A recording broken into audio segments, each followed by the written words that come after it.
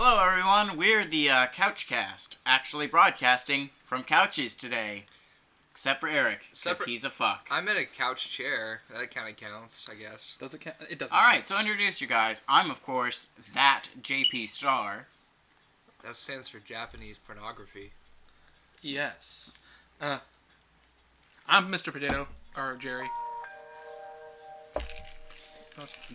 You, go! God damn it. Say your name, not rocket science. What is your name, sir? I was waiting. I am Irk. I am Irk on Steam. Follow me at Irk. On Steam. On Steam. Only on Steam. Add me on Steam, I'll trade you my hats. Not really, I'll steal your hats and kick you in the shins. Yeah, he has almost 2,000 now. How many? $2,500 on Steam? I have 2,500 hours on TF2 alone, and most of it's on trade servers. Yeah, so nothing. He's done nothing for 2,500 hours. Hey, I had fun. I went to Goldenrod way too much. Okay. I guess a good, 1,500 of that was spent on Goldenrod alone. Probably. Goldenrod's a server he goes to a lot. Yeah. It's a good server. Yeah. Bobby's community servers, plug in here. Go follow them on Steam. They have over 500 members. Yeah, so tonight, Tonight, we're doing our tradition of, right before we go back to college for break, we're doing the tradition of getting together and eating some pizza, having a few drinks, and playing some D&D. Dr. Pepper. Yeah, not actually drinks. Austin's the only one that's over 21, and it fucking sucks. Yeah. Oh well. But other than that, we're playing us some D&D. So, Yeah. tonight's theme is D&D. Yeah, we figured we'd talk about some of the things we've done. We haven't played a whole lot. Me and Eric haven't. Austin's played a shit ton, from what he's described. Just a lot of funny stuff. We're going to talk about what we like about the game, why you should play it in general, because it's... And some good stories we've had. Yeah, and the best way to get started and why it's not as terrifying as it sounds. Because when somebody first described it to me, it just sounded like too many goddamn rules, and I couldn't follow. Do you want to start... Yeah, that's what I wanted to mention. Do you want to start with how we play it? Basically, we don't really follow a lot of the rules. None of them? Basically none of them. Let's be honest, I'm the only one that has DM experience here, so... And I really don't use traditional rules. I use a mixture of 5e, 3.5, and Pathfinder rules. And then a shit ton of homebrew. Yeah, I did a lot of homebrew. And before anyone freaks out, homebrew is just whatever you make up, yeah, right? Homebrew is just making your own stuff. We're pretty big into homebrew stuff because, at least in my opinion, when you're having the whole point of Dungeons and Dragons for me is to have my own adventure. Yeah. We make it up and we have fun with it. And as gamers, the last thing I want to majorly focus on when I'm playing a game of the imagination is how many goddamn rules I have to follow. Yeah, it's not fun to do that. We've homebrewed a bunch of stuff. I think our character sheets are pretty homebrewed as well. And when we made our characters, we messed with them a bunch to make them fit what we wanted them to be in character. Currently, I'm playing a ranger who just has to put up with bullshit all the time from the party. His main thing is while the other two are fucking around in the background, I deal with the people. You're the most focused. Yeah, I am the most focused. But only then. I will, just kill people for fun. And I went on a 3-hour hunting trip one day. Real time. I sat and described to Austin, who was the DM at the time, what I was hunting and how I was doing it for 3 hours. It's because you're an actual hunter. Yes. You know all that stuff. It was fun. Good times. And a good DM really will be able to put up with a lot of that stuff. Yeah, that was an off day anyway, because I think we were missing a party member, so we couldn't do a whole lot. Yeah. We, I was going to mention, I'm the mage of the group because I love magic. Whenever I'm playing a fantasy game, I always want to be the person that can shoot fire from their hands. Yeah. Although, playing Skyrim recently, I've learned that doesn't work as well as I hoped. You need mods. We'll figure that out later. We'll figure that out later. That's a different thing. What's your class? I'm a tank. Right now I'm using a homebrewed off tank called Juggernaut class, which focuses on using two great shields as opposed to actual weapons. And opposed to being actually useless. Useful. Yeah, shield's a weapon if you make it, Yeah, they're spiked great shields, which technically shouldn't be a thing, but it's homebrew. That's homebrew for you. You could carry around a chair and serve as a weapon. Didn't you have somebody in your party once that was a living explosion? Yeah, my favorite thing to do as a DM, and I've DM'd 3 campaigns so far, is I like hyper unlimited games. So you can be any class of any creature, and so long as you balance yourself, I will let you go ahead and do with it. Although I do require a good backstory for why you are that, generally. Other than that, I really don't have that many rules. I'll either homebrew stuff or balance the campaign as needed. So I think we should probably cover on how to get started in general. And I feel like that's a good thing to cover. All right. First things first, you're going to need a set of dice. This is really the only requirement for D&D. You don't really even need a set of dice. That's the fun part about it. You can get online and find random number generators for free, but then you're losing some of the joy of rolling the dice because you get to scream crit, and that's the most fun. That and you get to deal with the real frustration of losing dice, not having enough space. You want to make sure you have a big open space like a table or something like that. Because when we played over Skype recently, my desk is full of just random stuff, and I don't have enough room to roll my dice very well. And so half the time it'll run into stuff, and I'll have to re-roll it, or it'll fall off the table. I might as well just roll it off the table. So so we've covered the only things you really need are dice and a table. So and an active imagination. Yeah, and people who are willing to play. Like that's half. That is all of it really. You need grid. You need grid too. Yeah, well, I mean. Not super necessary. The grid's more of just a help the imagination, really. To go with the experience, it's a visualization of like how far am I away from how far am I away from Austin, or how far am I away from this enemy. Yeah, it helps. It makes the game more fun, I think, but it's not something that's necessary. And like when we've done it over Skype, we've used screen share with MS Paint, and it works pretty well. Right now, we're literally just looking at a table with a grid painted in permanent marker. Yeah, there's also a pizza box on here, but that's another story. Not really. We just bought pizza. I guess it's a story. We went to the store and we bought pizza. The story's over. Wow, it's a great story. Wow. Yeah. So yeah, the dice you need 20 set of dice for sure. That is. The one dice you need that is the most fun to use. It's what you use for most things. It's a 20-sided die. It's very fun to use. Yeah. Every roll is going to be different. And like I know people who really I had a friend.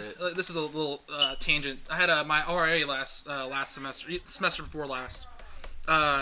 We were pretty good friends with him. The floor was, but he had a test the next day, and he needed to decide if he needed to study or just say fuck it. He took an entire bag of D20s and just threw them down the hall. And I don't know how he decided what he was going to do, but he had a number in his head. He's like, if I get this many crits, I'm not going to study because I'll just pass the test, no problem.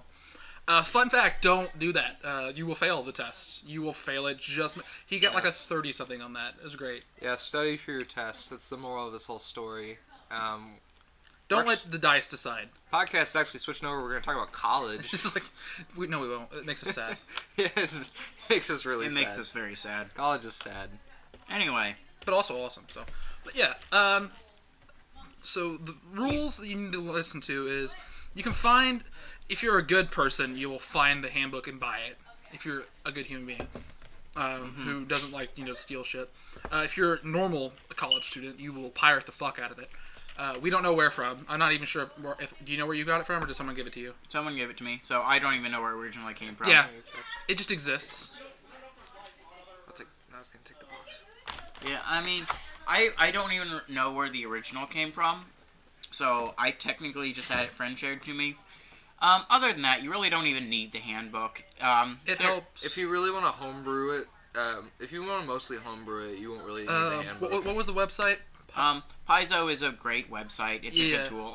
D20 Roller is another good one. If we remember, we'll provide links to Paizo because that's what I use whenever I DM. I've only DM'd once, but like I use that for all the monsters we encountered and stuff like that because it has a wide assortment of resources.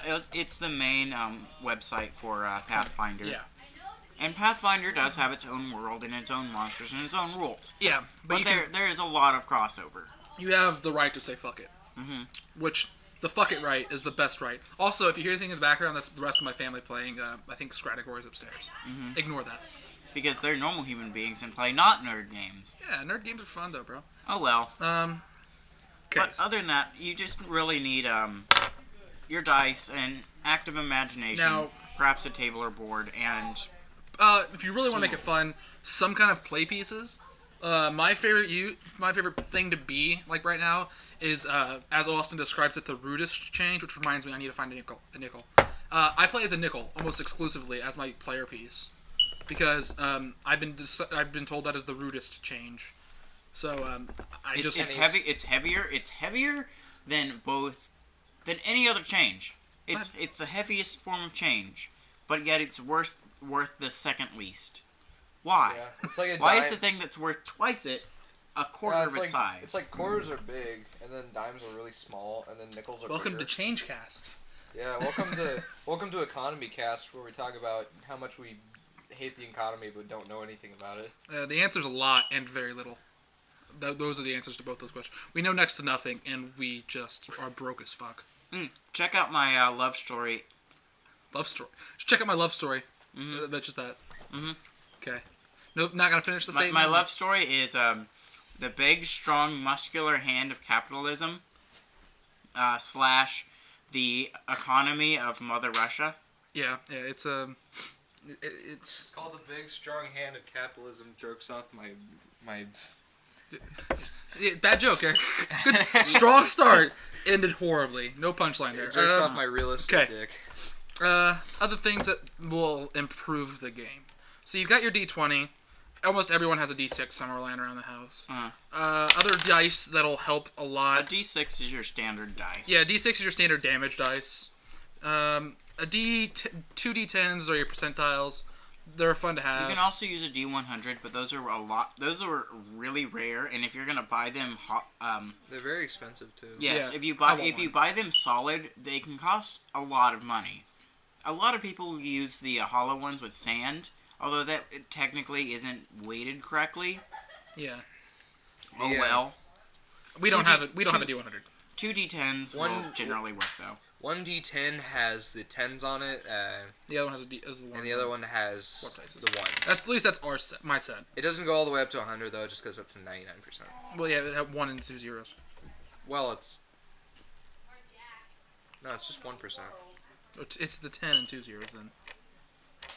Doesn't fucking matter. Well, it'd be the D12s are nice because depending on weapons you have, but you can like I said, whenever I bought my set, I went on Amazon and you can buy like a count of 100 for like $14, and I just gave a couple sets out to everybody. Mm-hmm. Yeah, you gave me a pretty blue set.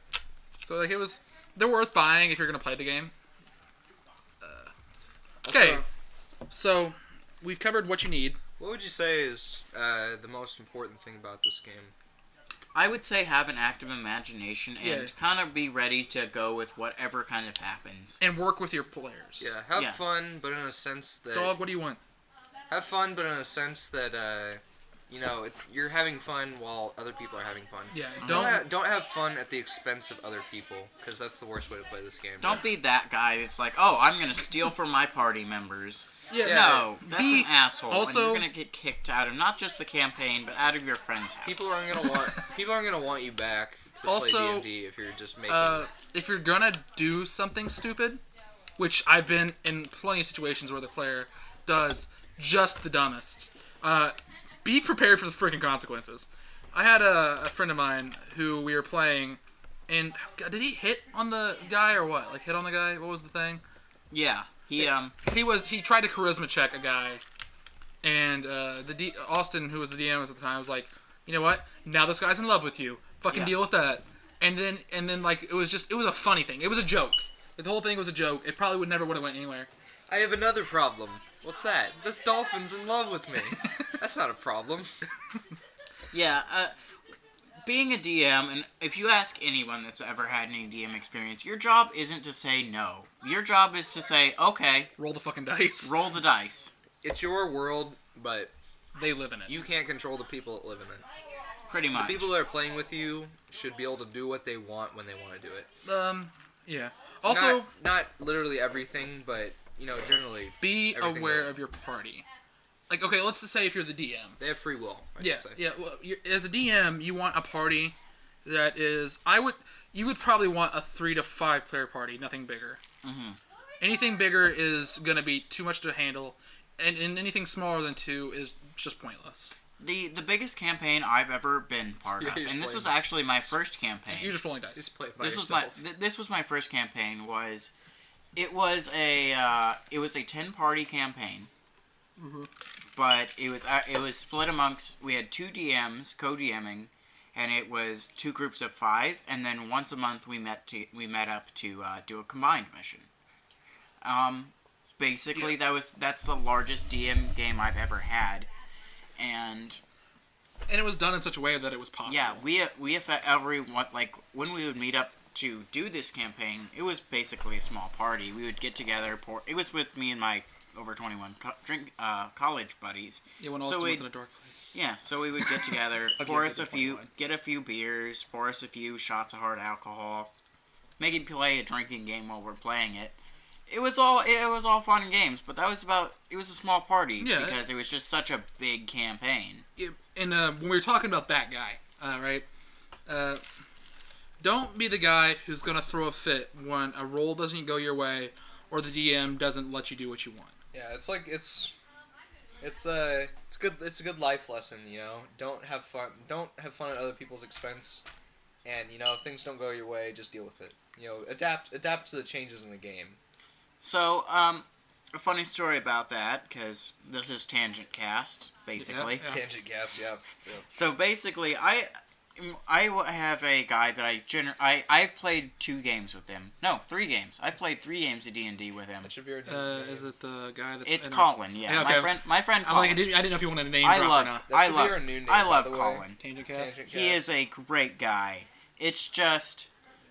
He does things in the things in the world that makes the DM kind of question whether he should. He crushed people under a door last time. He crushed people under a door. He once cast magic in a magic shop to detect magic. He didn't know whether it was. To which my DM was like, "Okay, roll the dice. You detect magic." It was pretty great. It was a 1. He once tried to negotiate with a guard. Crit failed at begging, and the guard thought he was not joking with him, but mocking him. So the guard attacked him, got him down to 1 health. To which I had to run in and save him.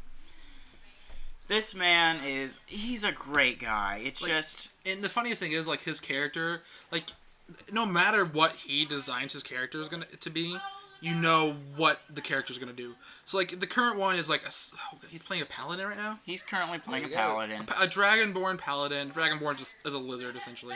Lizard man. And he's... Draconic? Yes. He's smite heavy. He literally wants to smite everything he comes in contact with. He tried to smite the rest of the party when we first met. Like, that happened. We did, like... He think... It's just... It's such a mission to, like... He's a great guy. I love the guy. He's so much fun to play. He's super fun to play with. Like, because when it gets down to it, he knows what he's doing, and he knows how to, like, describe it. Yeah. It's just, like, when you're outside of combat and you're trying to, like, advance the story, he doesn't like to cooperate as well. Pretty much. Which is, like, you need those players, but you need those players in moderation. Yeah. And he's got a great imagination, and he knows how to do things. Which is cool. Mm-hmm. So, but, another guy you don't want to, like I said, make sure you roll with the punches. I haven't had any examples where I've really fucked up. I really don't like people that are just out to fuck up either. Although, you will have those people. Those are the people that just want to run around and say, hey, I want to go to this shop and steal everything in it. Or, I want to go in and I want to murder all these guards for no reason. It's like, if you're... Why? Like, I know that's in character, but why? You have to ask yourself... I think that's the problem. Why do I do that? In character, that they're going to make their character like that. You know, they decide, I'm going to make my character... where he's a complete psychopath. It's like, why would you do that? It's like, I guess you can do that to make it fun. That's not going to be fun to play with or But make a fun psychopath. Don't make, like, an actual, like, psychopath. Oh, we have a story now. This reminds me of... when we first started playing D&D, the first campaign we went through was with Austin. Austin was already in. It was me, Eric, and at the time, Austin was also playing a character because we didn't have enough in the party. Yeah, we had what's the maid? No, he had another character. He was in there for like 1 gaming session. That was, I think, first New Year's. But anyway, after a while, Eric's like, hey, I got this friend who plays D&D. I won't name drop. I don't remember his name even anyway, so I'm sorry. It was Bryce. He was a good guy. Talking to him like outside of the game, he was a really fun guy to talk to. I enjoyed talking with him. He enjoyed Pokemon. We would be compatible as friends outside of this game, right? But his character was if any of you have watched Black Butler, and if you want to stay sane, don't. It is as close to gay porn as it will get without actually being gay porn. It's really fucked up. Isn't it like gay pedophilic porn as Yeah, well? yes, that's exactly. It was originally going to be written as a Yuri. Yaoi. Whatever. Yeah, whatever the fucking gay version. I don't know. I that's not the point. But it's decent. That's not the point. Anyway, he was gonna play as that Undertaker, as essentially a Reaper. So his character was stupid OP. Just he had an attack. Yeah, I'll take it. He had an attack where he would literally kill whatever the boss. He would just insta kill whatever we're fighting. Yeah. And he could use that once a day. That is too strong. Pretty much. Yeah, it's like why? It's no fun either. Yeah, and his character was psychotic, and he never talked out of character. Like he only communicated with the rest of us during the game while in character, and he had a high screeching voice while doing it. It was just irritating. But his character was OP in other senses too. Like a funny thing had happened earlier, so I was getting to know one of the NPCs better, and that was like what I was trying to do. I was trying to gain her trust and things like that. But he also had apparently stupid high charisma, which allows you to hit on people and like have sex with them and things. So he's a crazy person who also gets all the women. Yeah, didn't he rolled a nat 22 on that roll. It was stupid. Bullshit.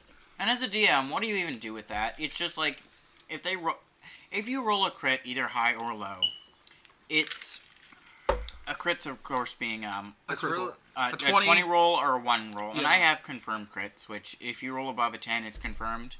Or if it's high, if it's a crit win and it's above 10, it's a confirmed. If it's a crit fail and it's below 10, it's a not counting 10. 10 is high. Also, while I remember it on that subject, it's good if you're when you're doing stat building, and we'll get to that later. It's good to build your stats around your character rather than your character around your stats. With your stats at the same time. So like just make them coordinate rather than just keep them separate. And also if you have a good DM, you can even potentially not even roll for your stats. We have, because that's what we wanted to do. But I've heard of people playing characters that are stupid good at something. So they chat with their DM before the game starts, like, hey, can we make him do this? But this stat is nothing. Yeah, that's fun. It's like if you have a character with no weaknesses, that's not fun. You're basically that's a thing in writing too. They call them Mary Sues, which means they have no flaws basically, and they're just really boring characters because they have no flaws. But building a character around stats or stats around the character, recently a good example of that is very recently I did a new mage build for one of Austin's homebrew classes, and my mage is really good at his job. He's really good at casting spells. He has a high. We made the spells based on Constitution stat, and he's really good at what he does. But he's very socially awkward, which parallels real life because I'm not. He sounds like a dapper man, but he's not. He's not very dapper. I'm not antisocial, but I'm not good at being social. It's amusing to watch. Yeah. As if nothing else. It's fun for me. We've decided that Eric is either the best person we've ever met, or the worst. We haven't decided yet. I'm a little bit of both. Depends, really. I'll be really nice to people, but I'll make terrible jokes at the same time. And he giggles halfway through. It's just a fucking mess. I can't not laugh at my jokes when I'm telling them. And that all boils down to how lenient is the party you're playing with and how lenient is your DM. Because as DM, you're basically God. You make the decisions. Yeah. And as a good DM, your job... We say your job is to say yes. We've said that. But, when a character is getting on like this, when a player is doing this over and over again, you have to get to the point where you just have to say, can you not? Out of character, please stop. Play the game. I feel like if you have to say that to people in D&D, you might as well just not play with them. Pretty much. That's what it boiled down. That's what it boils down to. Yeah. So it's best to do with 4 of your good friends. Play with good friends, or at least friends of friends. Yeah. People who know how. One of the things I've learned as a DM is As a DM, your job should be to know what these players want to do. The best way to be a good DM is to be a good player as well. Yeah. If you know the game, if you know how the game is played, and you have some good experience playing the game, and you know what the players want, you can be a good DM. Being a DM is telling an overarching story, telling the players what happens. Describe, like, some of the things that we recommend you might want to practice as a DM, like, and that's weird to say for a tabletop game, but like for example, if you have your characters come into a big open city or something like that, like, write down the description for the city or have it in your mind so you're not stuttering through it. Yeah, you want to take a lot of notes as DM. Yes. You want to know where you're going with the story, but at the same time, it's a little free. You need to make changes because it's not to the fault of the players. People you're playing with aren't going to always follow the story exactly, or really at all, maybe. And that's not their fault. They don't know the story and how it's going to go. They're just, answering honestly what they would do in a situation. And it's DM's job to, adapt to that. Maybe change up the story, or maybe make it to where it might go back, but don't make it too forced. Yeah. I think the best way to do you're aiming them. Yes. You're starting the game, and with, like, your opening remarks and explaining what's happening and how they got the quest, you're trying to aim them at a conclusion. Mm-hmm. And you pray to God you hit it. And, like, every once in a while you'll get to a point where, like, you have to sit down and say, hey, guys, the fun stuff is over in that direction. But you can't say that. Yeah, you can't necessarily force them. You can't word it like that, no. There's ways of doing it. I've heard stories. I haven't played a whole lot. But, like, I think one of the most fun fights I had, like combat situations I had, was when I first played with Austin. We fought a Phoenix type monster. Phoenix Owl. Yeah, Phoenix Owl in 3D space, which means there was top, bottom, and stuff. It didn't really affect the camp battle very much, but like it was getting late in the day, like late in the night, and we were all ready to go to bed. But how Austin had written this fight to go down was like 4 incarnations of it. Mm-hmm. So, but it was getting late because we had taken longer than we should have because there were some tangents that we did earlier in the night that were funny as hell at the time, and but they were mildly irritating because we wanted to do something. Mm-hmm. But like it happens. That's like part of the game. Yeah. But we ended up, and I don't know how Austin felt about it at the time, but we got tired of battling, and what would happen is we'd kill it once, it would turn to ash, and then reform. Essentially, it had multiple lives. But we ended up doing on like the 3rd incarnation where we're like, we just don't want to do this anymore. One of the characters pissed on it, the others and the other 2 danced on it to spread the ashes. And it was fun. It was funny. But like my original concept was it was supposed to come back with higher stats each time, and then when it maxed out stats, it was to die originally. I did that last night with the golems that we fought. But I combined their HP every time they. Yeah, but I like everyone else in that campaign was getting bored with that, so I just like, okay, if you want to just cut this fight short early by doing stuff like that, I'll allow it. Yeah. Also, as a DM, be aware of when everybody's getting bored. Like, you need to be able to read it. So I think we've talked enough about a DM, being a good DM. Essentially, say yes to a degree. Be able to read the people you're playing with, and being a DM, and knowing where they're going, what they want. And I wanted to state a disclaimer. We've been talking for a while, but I just want to state a disclaimer here. We can't speak for like the strict rule followers. We're more speaking for the homebrew people. Heavy homebrew. But that's like half the fun with DM. I feel like there are some. I've never done it because I had people to do it. But I know there's like card shops, like trading card shops will have DM games where you can go in and they can help you play, and there's online resources and things like that you can play. There's pre-made campaigns. Yeah, where everything is basically made. You can learn the game pretty easy, and after you learn the game, you can start homebrewing the hell out of it, and that's what makes D&D fun. Mm-hmm. Being able to say, hey, I just want to play like this today. It's choose your own adventure plus. Yeah. Okay.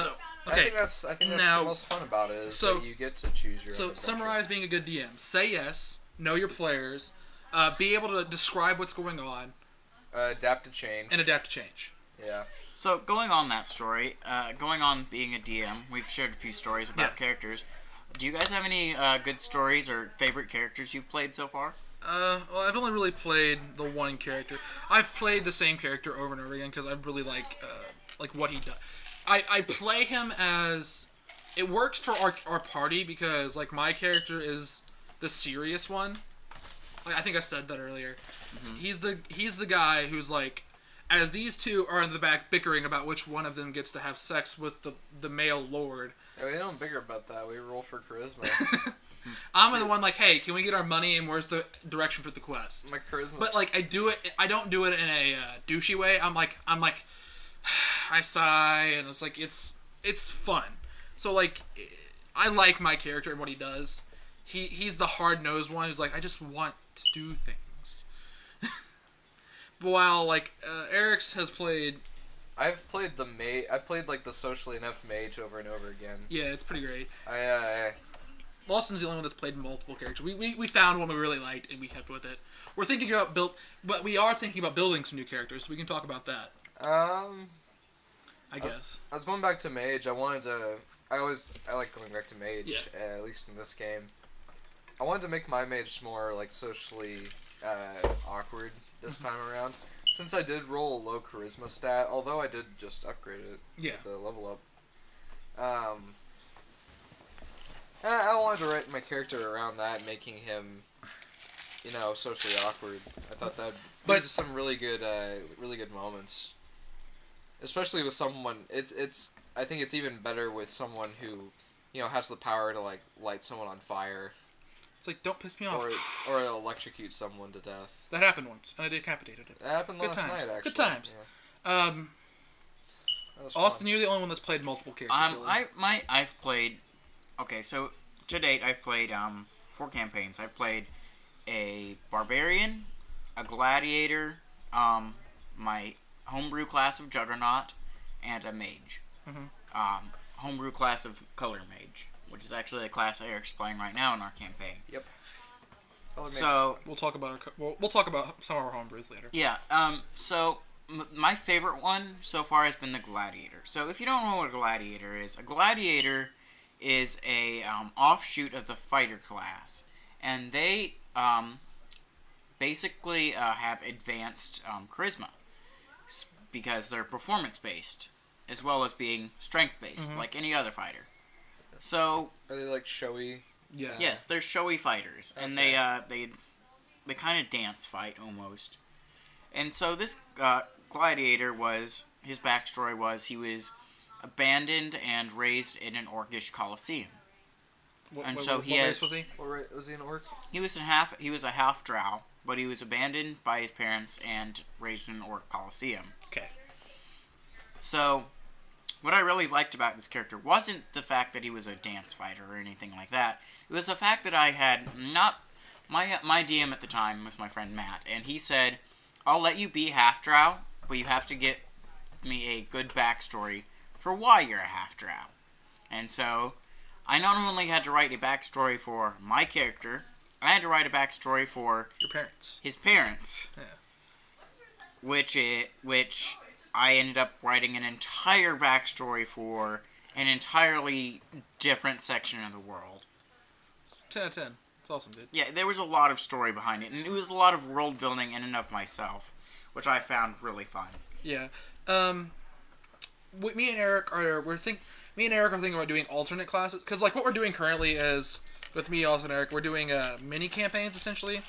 Like we come together and we'll do a mission, essentially a quest. And then we'll just keep going. And we're taking turns being DM as well. But we're wanting to make a couple alternate characters.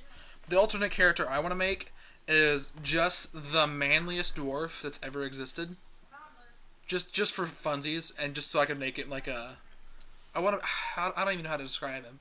But like I want to make him where every time like something comes up where something has to be fought, I want him to take it as personal offense when somebody else doesn't want to fight. It's like blood type things, and he's gonna use an axe, and he's just gonna be not douchey. He's just gonna be like the stereotypical, like, hey, I'm the man of this setup, guys, and it's gonna be great. I'm gonna make him. I need to make him sit down and write him up. What was the one you were wanting to do? I've had some trouble with mine because I really wanted to do a tank / healer. But and so I thought, maybe I could go with Paladin because I haven't played a lot of RPGs, but one that I played a lot of was Dragon Quest IX, and in that one, that's what a Paladin is. They have good healing abilities. They're very defensive, and I really like that. I feel like that was a class I could get into, but I didn't want to have all the religious context that a Paladin has, and it's nigh impossible to do that in Dungeons and Dragons with the way that Paladins are built. I could homebrew it, but I couldn't really think of anything that would work out too well, considering, that's what defines a Paladin, is the righteous fighters. They're not only righteous fighters, but they get all their abilities from whatever god they worship. Mm-hmm. And so I've thought about, I don't know if I could brew a Juggernaut with healing, healing magic. You could. We can figure it out if nothing else. Yeah. But that's part of playing the game a lot is just when you come up with an idea like that, you have to be able to go, fuck it, I'm gonna homebrew this. Yeah. All right, so we've talked about that. We need to talk about how to be a good player now. We've established don't be that guy, which is just any facet of life, really. Don't be that guy. Yeah, don't be difficult. Yeah. Listen to your DM. Understand that this is his world and his story. He wants things to happen. But also, an important thing to do is, when you go to do things, describe them. Yeah, we actually just running this recently, and now that we've started doing it, we're having a lot more fun in the game.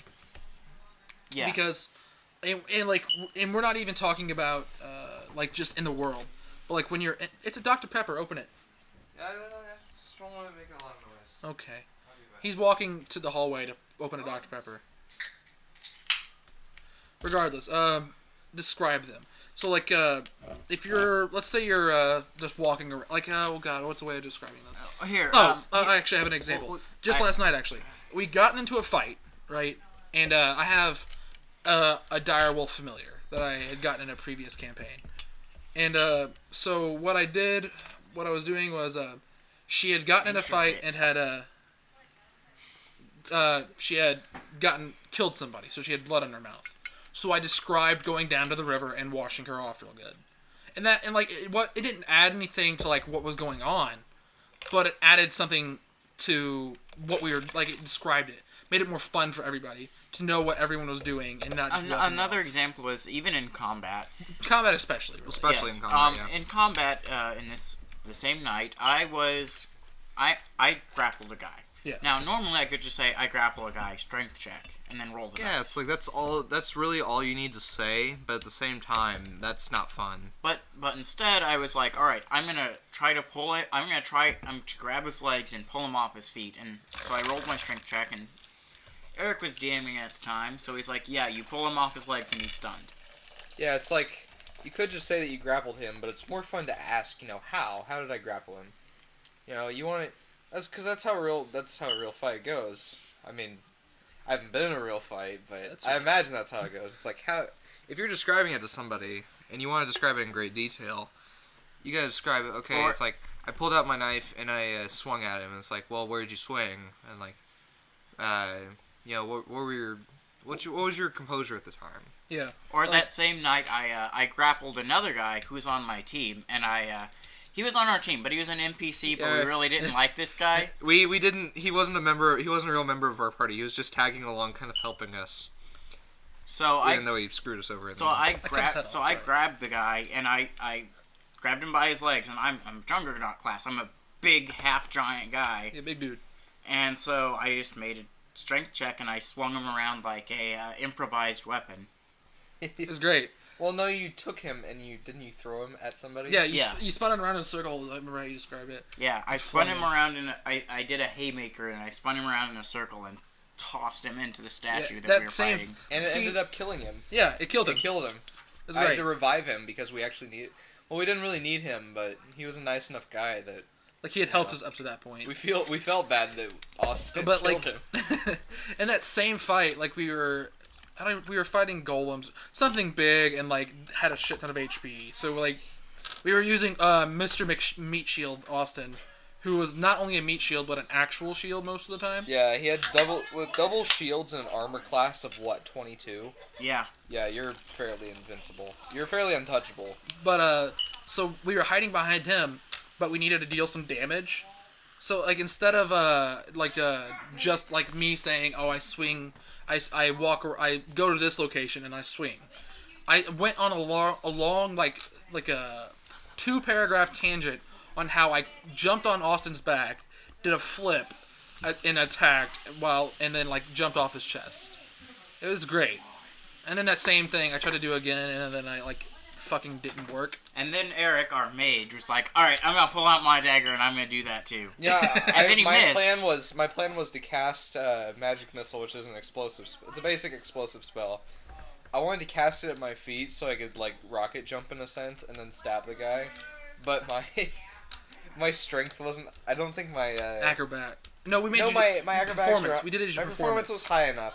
My you performance just was high your enough. Dexterity missed. When I went for the stab, my roll for hit wasn't high enough. Yeah. And so I did all that for nothing, and it ended up dealing damage to myself. Yeah, because you hurt your feet. Maybe I should get a rocket jumper staff. A jumper staff. Fuck it. A staff jumper. Yeah. So like for a player, it's describe what you're doing and be a good guy. Be a decent human being. Yeah, You can play an asshole character. that is easy to play an asshole character, but be an asshole to the characters, not to the players. Yeah, you wanna be somewhat as adjustable as the DM, but at the same time, if something new happens, go along with it. That's fun. It's fun to like. Something new's happening. I gotta figure out what I'm gonna do now. And also, don't be afraid to call your DM out on bullshit. Yeah. Because they'll forget things. Let's face it. They're human. Because, like, God, they have to remember enough as it is. So, like, if you have a stat or like a potion or something like that, like, and it like okay, I remember an example of this. We had bought. It was on one of the campaigns I played with Austin. He was DMing, and we had bought a bunch of potions because we were going into a big fight. Yeah. Yeah. So I had bought a bunch of potions, and and I needed to use one of them right then. So I drank one of them, and then I'm like, so like how do they heal me? Because I didn't know what I was doing, and he gave me some kind of like roll a certain amount of dice, and this is how much it heals you type thing. And it came around to having to use it in battle, and he's like, it was first time it was roll d6, and that was your HP healed, and the second time you told me it was a d4, and I'm like, it's. And he called me out on it, and he said, "Hey, last time I rolled d6." And I'm like, "Oh wait, yeah, never mind. Roll your d6."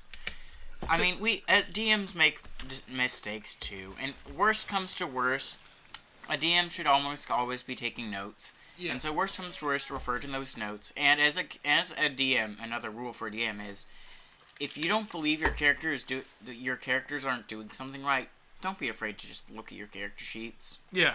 You should have a copy of those. You have those regardless. Yeah. Also, keep your character sheet close. Mm-hmm. As just a rule of thumb. Don't try to remember that shit. And if you're playing any sort of magic class, keep your spell list close your spell sheet. Well. It makes things infinitely easier. Like I run the risk of that too because my character has some spells, but I don't have a spell like what they do type thing. So like instead of fucking about with them, I just don't use them, for lack of a better word. Pretty much. It's more of a hindrance to the whole party because what happens is I say I'm going to cast this, and then I have to go then I have to go online or wherever my shit is. I have it on my drive, and hey, this is what I'm looking at. And then I have to go through all of it. It's just so much work. So keep everything on hand. Yeah, that's like a D&D rule in general. Have all your information. Yeah, because when it gets down to it, with battles, it's like we talk about doing minimal rules, but when it comes down to battles, you pretty much have to use all the rules you can. And they're pretty simple. Yeah, it's nothing too complicated. It's nothing that keeps from the fun. You can learn the battle rules real quick. They're not too complex. Arm use weapons. It's your strength modifier. You have to roll a d20 above their AC with your modifier. Armor class. Yeah, their armor class with AC armor class with your modifier, and that's how you hit. And then whatever your weapons damage deals, that's how you deal damage. Mm-hmm. It's not hard to learn, but you have to abide by that. You have to learn it nonetheless. Yeah, and it's really not too hard to learn. If you're wanting to majorly homebrew like us, it's not like we can accept it. It's not too hard to learn. Yeah, and on that note, let's move on to homebrewing. Yeah, what we've done homebrew style. So. Did you want to talk about? I've been the major DM for these guys. Yeah. I myself really like to homebrew because I don't like hard rules that much. Yeah, Jerry and I both tried DMing, and I enjoy it. Yours turned out well. Mine didn't turn out so well. I don't think mine turned out very well. It turned out. I liked it. It was enjoyable. Yeah. It was fun. It was a good one. Until the end, and then we're like, so where's the chapel? And you're like, fuck, I didn't plan for that. I was like, Well, because she really didn't know. I wanted to make it like a mystical object. Okay, so we just have a thing now. So that's beyond. We have a thing that we can use later. Maybe. I wanted to make it that. So maybe in your next campaign, you DM, you can figure that out. That or we'll forget about entirely. That's also possible. That'd be funny. Like you have a staff, I constantly have to remember he has. Like you remember that one time we went to? You want to do anything with this orb? It's like, nah, let me throw it in a river. That'll probably be what happens. But I mean, I myself have gotten. My goal as a DM is to do whatever the player wants to do, because I like to have fun myself. So, some notable things I've had in my homebrews are, I've had a literal living explosion. This person was a sphere of exploding fire. And the way was he sentient? Yes. Okay. And the way they ate and slept was, when they slept, their explosion lowered. When they ate, they threw things, and they had people throw things into their fire as combustion. Pretty interesting thing. They're not really a race. Your color mage is my favorite thing. Yeah. Another race I've also homebrewed races for Skyrim races, like Redguard, Nord, so on and so forth. Nords are assholes. Yeah. Like for the most part, at least. And I've had a couple of classes and interesting people. Like, I once had a sunflower monk. So basically, this monk he gained energy by heat instead of sunlight. So basically, as a monk, you can move very fast. You can become fast. In the sunlight, at least. Yes. So basically, the faster he moved, the more energy he had. It's like Swift Swim from Pokemon. Basically. Only with sunlight. So we had a sunflower that could move at Mach 2. It was pretty great. I've also had a undead something. It was just a pile of flesh, basically. I've also, as for my classes I've come up with, I came up with Juggernaut class myself. And the way Juggernaut class works is, they are based on the idea that defense is the best offense. You like this? Yeah, okay. Good. They're not very good attackers. Yes. But their defense is really good. Yeah, they basically only attack by shield bashing, which, as you can expect, doesn't do that much. No. But they What do you use for that D4? I use a D4, yeah. But it's nice to have someone who can absorb the hits. Yeah, they can. Yeah, having someone with an armor class of 22 to back us up and protect us. Yeah, that's amazing. Yeah. I call him Mr. McMeek Shield, so. So their bonuses is basically when they run, they can't be stopped, and they can just crash into people. They can also block. They can also use their AC to block for a friend. So if their friend is being attacked, they can choose to use your AC instead of their own. Yeah, if they're close enough. They can block in entire areas to keep enemies from escaping, or to prevent them from coming in. Yeah, to prevent them from coming in. And one of the more interesting things is, when I was looking up Juggernaut ideas, I based it off of Braum from League of Legends. And what his thing is he jumps in and he puts up a shield. So basically, Juggernauts can do the same thing of jumping in, and at level 20, they can jump 60 feet. And that's essentially an entire playboard, by the way. Yeah. Most playboards are 25 by 25. 25 by 25 squares. Well, and each square that's half a board. That's 125 feet, since each square is 5 feet. Mm-hmm. That's 120. That's half a like board. 60. Yeah. 60 feet would be half the board, like 125 feet. So yeah, they're basically jump around and block, but they don't have very much attack. They only use D4 to attack. That's not very much. Unless they pick up a person. Yeah, unless they pick up a person, which you roll strength checks, because they also grapple. stuff like that. They're not useless. He's more or less our time saver. Like we've been in fights where there's too many people, and we use him as hey, go tackle that guy. He seems like the most dangerous. Hold him down while we deal with the other ones. Pretty much. And that's what he needs to be. I've also homebrewed a mage class called the Color Mage. So if you've ever played any Final Fantasy game, you'll know that colors, and even in a lot of mage lore, different types of magic will take on different colors. Yeah. That they're represented. Attacking magic's usually black. Or dark magic. Effect magic's usually dark. Healing's usually white. A mix is usually red. And so basically, I took this as the idea. And in D&D, there's not really a basis for mana, but there is a basis. Monks use this as chi. So I took this concept and I kind of fused it with the mage idea to make mana. Well, then what spells do you learn for that? Do you just use regular wizard spells? Because you're not using spell levels now. You're not using level slots now. You're not using spell slots now. You're using mana as your factor now. So basically, what I did was balanced it with being. I gave him 5 spells across 9 colors. Using mana as how many spells you can cast. Yeah, I basically balanced that by giving him 9 colors of magic with 5 spells each, and then 1 colorless. 8 including colorless. 8 including a colorless. It's red, blue, green, gold, black, gray. So red is charming, blue is monsters, which I took that directly from Final Fantasy. Green is nature. Black is destruction. White is healing. Colorless is basic. Basic spells. And gold is holy, and gray is necromancy. Conjuring. Yeah. And that type of stuff. I've been playing too much Skyrim. It works really well because especially for our type of how we're playing it, is we're not playing with where we have a lot of options for rests, which is how mages usually get their spell slots back.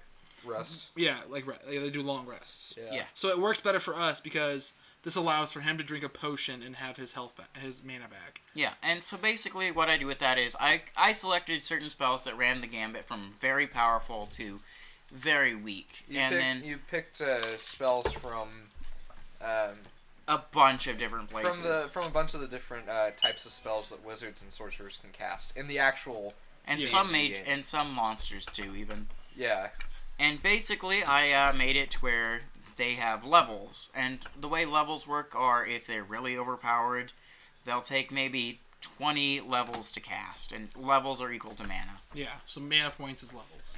And as someone who only has 18 mana at the moment, that's 20. It's fair. 20 is you're limited. You're limited. Yeah, and he's also has it like as you level up in the game, and by the way, there's 2 ways to level up depending on your DM. Actually, how's my mana work right now? Is it Constitution plus 2? Your mana right now is based on Constitution plus 2. So I have 22. And then they also have the ability Focus Spells, which allows them to cast spells at higher or lower levels. At higher levels, you double everything, but you have to roll a Constitution check. If you fail the Constitution, it still uses that much mana, but it only has a normal effect. If you pass the Constitution check, then you use the spell at twice the effect. Yeah, you can also do the opposite end where you can cast it lower for lower spell. For less but mana. you don't have to do a Constitution check for that. It's lower. He also got it set up so like as you level up more, you can do more spells. Mm-hmm. And of course, I used Paizo to help me homebrew, and so he has a couple of dead levels where he just doesn't get anything other than just the level. Yeah, and you get a new color every 2 to 3 levels. Depending. Every 2 to 3 levels you get a new color, and that allows you to cast a new type of magic. Like I think all I have now is black and gray. Black, gray, and colorless currently. Black, gray, and colorless. Colorless. You don't need any special things to cast since they're pretty much just normal spells. Let's find it real fast. Pretty basic stuff like Magic Missile. There is one that's like ridiculously powerful, but that one's it's a level 20 spell. that one's like you have to be level 20. I'm not gonna use that one that much because it kills me as well as it like really kills me. Like it doesn't. But if used properly, it can be used to level cities. It's the spell It's the spell Planar Leap, which, if you're not, it's a specialty spell of a monster, which is basically the 100-handed one from Greek mythology. Yeah. And basically, it can jump through planes, and when it lands, it does a lot of damage. For lack of a better word, a shit ton. Mm-hmm. But it's a fun time. Anyway, so like, for what we're trying to get at here is don't be afraid to homebrew as a player and a DM. But be aware if you are the player trying to homebrew something, give it some flaws. Don't make it perfect. Make it perfect, it's not going to be fun for anybody. Yes, and there are a lot of resources. 3.5 with D&D was very easy to homebrew in. And Paizo gives you resources to homebrew as well. And Pathfinder is great. I've heard Pathfinder described to as freeform D&D. Yeah. So there are resources available to help you homebrew, so you don't make something overpowered or underpowered. Yeah, but like I said, make it. The main goal of this whole thing is to have fun. Mm-hmm. So like I said, for us right now, this is we don't talk as much as we used to because Eric goes to a different school. Me and Austin have like different class schedules, so like it's hard to get together to hang out sometimes, and that happens. Like as you grow as adults and function in society, shit gets in the way. Yeah. Yeah. So time is not infinite. Yeah, and he lives 300 miles, and Eric lives 300 miles away. You know, from where we are from where me and Austin are usually, and our only resource is Skype. So we use this to have a reason to chat on Skype. You know, whenever we have the chance. And it works because recently there's screen sharing on Skype. Yeah. At least when you're doing it on a desktop. If you're doing it on like mobile devices, that's another story. Mm-hmm. But on desktop/laptops, it's pretty easy to do. It works well. Yeah. I've set up a grid. I've drawn a grid with MS Paint. You know, it's basic, but it works. You know. Because all you need that for is like direction and stuff. Yeah, and I can edit the colors of each square. It's nice. It works well. It works. So we've covered. Okay. We've covered any great. I have one story I kind of want to talk about. Are you gonna take not super appropriate? Are you gonna take our first campaign? The bird incident. I was gonna. I'm not doing the bad part. I'm doing the part. Okay. I was gonna do the lizard lady. Oh, you can do the lizard lady. I'll do this one first. Okay. I feel like that was my story. That was your story. That was Austin's story, but I was the main involvement in that story. Yeah. One of the stories is when we were playing with the Reaper guy. We went to this like area where it was bird people, right? Essentially, they were harpies, essentially, and they had bird heads and wings, and it was just fun. But the first thing he did was kill one of them, decapitate, and then he wore their head around. And was it Bryce? Yes. Yeah, I remember that. He just put their head, and like he wore it like a helmet, and like he was shocked when Austin, who's the DM, was like, "They're arresting you, like you're going to jail." And he's like, "Why? Why am I going to jail? You murdered someone." Obviously, you murdered someone because you're using a freshly bloody head as a mask. Yeah, you're like, why are you surprised? Was that Hannibal Lecter? Did that? All I know is we left him in jail for most of that campaign, and we just finished it. Yeah. Because because at that point, a lot more shit had happened. He was being that guy. Yeah. And like I said, this guy, I enjoy talking to him outside the game. He's a nice guy. Really cool guy. The character he was playing was an asshole. Was too overpowered, and he was too into playing it in character. Now, Eric's lizard story we have is it's mildly inappropriate, so like be aware of that. Okay, yes. We just gotten through with a campaign. It was a good campaign. It was one of the first ones I played. First sessions, at least. Austin was DMing at the time. And, Austin was a bit tipsy. So we had a bit of fun with the after story. Yeah. We had an NPC called the Maid who was a very good-looking magic user, if I remember. And, so it's like, okay, I'm gonna roll for charisma and see if I can, get with her, and it'd be a fun night. Yeah, and I did, but I think she was a bit tipsy at the time. Yeah. And we'd gone drinking at like a tavern or something. Yeah. And so she came up to me afterwards and she was mad at me, and so she like took the skin off my penis. Stripped your foreskin off. Yeah, took my foreskin off, which was just wonderful. Good times for all. And so I'm bleeding to death, and yes. I found him.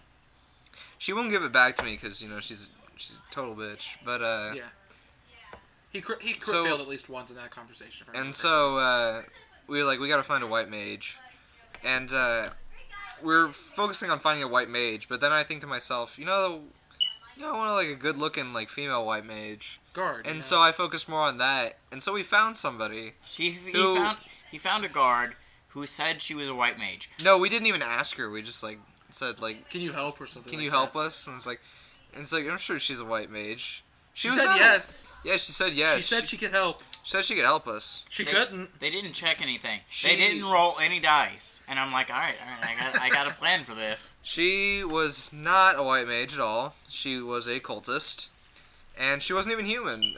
She was draconic, wasn't she? No, she was a naga. She was female top and snake bottom. Yeah, so so they were going to sacrifice me to their cult god. It doesn't matter who. Cthulhu, basically. Yeah, essentially. They were going to sacrifice me to Cthulhu on altar. And you weren't around for the battle. Jerry showed up. He found me. And I had to fight as well. We were both fighting at the same time. Meanwhile, I'm bleeding out from my penis. Trying to like cast spells while I'm slowly dying of penis death. A penis-related death. Of penis bleed death. So we discovered that if Austin is your DM, and we're having a fight, and a mage who has severely damaged his penis can get one wish, which is a high-level spell. Basically, he got really close to dying, and I was going to have the Naga almost rip off his penis, and he was like, "Please don't," and I'm like, suddenly, your penis begins to glow, and a bright flash happens. And I think the maid fixed it later. Yeah. I don't remember. I don't remember. It doesn't matter what happened. That's not the important part of the story. All I know is, like, Austin gave him proficiency in penis-related, advantage in penis-related checks. Yeah. Pretty much. Because I had a reborn penis. Yeah. That was fun. That was never used, by the way. Never used again. Yeah. I learned from the first time. It's, if I have sex with someone in Dungeons and Dragons, they're gonna rip off my penis, basically. Yeah. Remove your foreskin. It's pretty great. Yeah. Oh yeah, and because we're all adults, right? We're all 20-something adults, but we're also 12-year-olds. Because we're men who just have not seen enough of this world. So we're 12-year-olds at heart. Well, I mean, you have. Don't fucking talk to me about Italy. No, no, not that, but. We're 12-year-olds. That's another story in itself. We're a bunch of 12-year-olds, right? We're not gonna talk about pretty much. We have in normal day-to-day life, we are very immature adults. We pay bills and shit, right? Well, me and Austin live where we have to buy groceries, and that fucking sucks. Nothing is sadder than buying your own groceries. You'll learn this, like, if any of you are out of the house. Buying your own groceries sucks. But anyway, we get together, play D&D, and we turn into 12-year-olds. I've done that with my parents. It's really sad. Yeah. It's a release. Yeah. It's a way to escape the sadness that is being an adult. Yes. Yeah. So 9 times out of 10, one of us is going to try to have sex with something. Because we can't get it in our day-to-day lives. Yes, because we're just monsters. Well, really. I mean, speak for yourself. But... That's right. You're a horrible human being. You're the man whore of the group. I remember. Well, excuse me. Not for lack of trying. Whatever. Anyway. So one of us will try to have sex with it. So we have rules for having sex with something, right? Assuming it's human, of the same race as you. We roll. Our first roll is is your D20 for charisma check, and actually getting into the position. Then it's a D10 for quality of sex. Mm-hmm. 10 being best, 1 being. We don't ever describe details because that's just creepy. It's creepy. We just decide how good it is. Mm-hmm. Then we roll a percentile, which 50 and over is pregnant. 49 and under is not. Assuming they're opposite sexes. Assuming they're opposite sex is pregnant. Is not pregnant. I was gonna make you roll last night. I was gonna make you roll last night actually for if you crit failed during it, the girl you're with would have had a penis. Yep. But and if you crit failed twice, it would have been bigger than yours. But and then the last roll we have is another D100, depending on what the person is, like whether or not like they'd likely to have a lot of sex or whatever, is a percentile for STDs. Yeah. That's just like the basis for.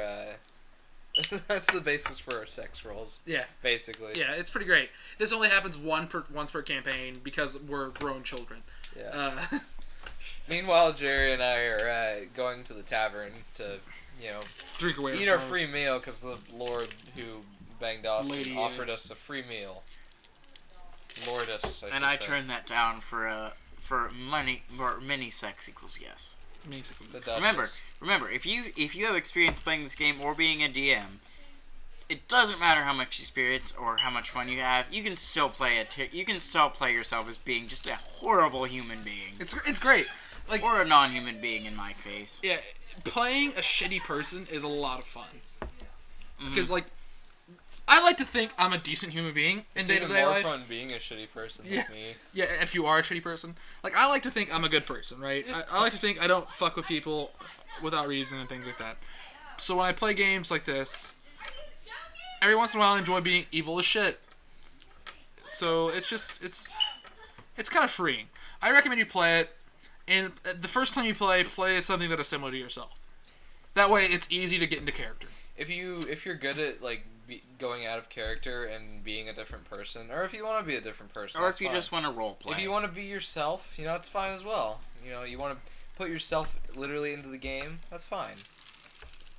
You can do that. Just be prepared for whatever happens. It's pretty great. All in all, play the game. It's worth the time. It's worth the time. It's so much fun if you play with the right group of people. Yeah. Are we wrapping up? Yeah, I think we're gonna wrap up. Any last thoughts on D&D as a whole? Don't be that guy. Describe what the hell's going on, and roll the punches. Yeah. Yep. All right. Well, who are we? I am Irk. Go follow me on Steam book. Go add me on Steam as Irk. We'll play TF2. Only will not play TF2. Yeah, he doesn't actually play TF2. I did play. I gotta tell you that off the podcast. My 2-Fort experience the other day. All right. I'm Mr. Potato on Steam. Jerry here. And I'm Austin. You all might know me as the racist one, but I'm also that JP Star. The reason Austin's also known as the reason we can't run for president. Against the French. We won't hold your hatred for the French against you. I don't hate the French. I just kind of was displeased by with Kalos. But at the same time, that's a different podcast, though. Yeah. In a nutshell, the French are kind of jerks. Not all of them, though. Eric's been to France. He can say that. I don't discriminate against anyone. If you're nice to them, they'll be somewhat nice to you. But if you're mean to them, they'll be extremely mean to you. We all like everybody, and we're all good people. But trust us. Yeah, we're not actually assholes. We're gonna end this by singing the French national anthem. Do you even know what the French national anthem is called? I don't even remember how the melody goes. I'm trying to. It's whatever. Shut up and roll the d20. 18. Listen to the podcast. All right. Goodbye, guys. Oh, okay. Now that we've let some time go and we can cut it, do we want to play some with it on? Didn't think so. All right. So we'll cut the. I gotta tell you my 2-Fort story now.